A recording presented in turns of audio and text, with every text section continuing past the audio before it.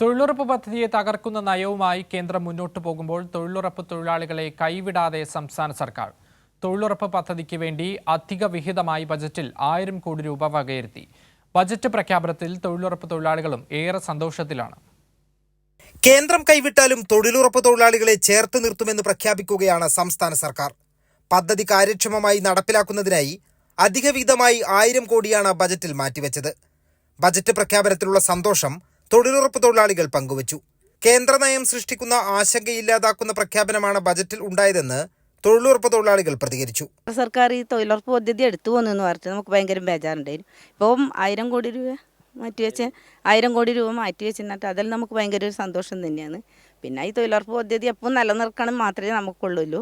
സന്തോഷം തന്നെയാണ്, ഭയങ്കര സന്തോഷം തന്നെയാണ്. അല്ല എനിക്ക് ആരുമില്ല, എനിക്ക് ആങ്ങളെൻ്റെ മക്കളാണ് എൻ്റെ സഹായം. വേറെ ആരും എന്നെ നോക്കാനില്ല. ആ ജോലി എടുത്തെങ്കിലും എനിക്ക്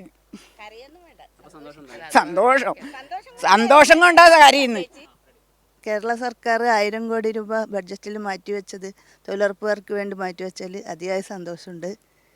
ഞങ്ങൾക്ക് ഇനിയും എല്ലാവർക്കും ജീവിച്ചു പോകാനുള്ള പ്രായമായവർക്ക് ഒരു ചെറിയൊരു സഹായമാണ് ഇത് തൊഴിലുറപ്പ്.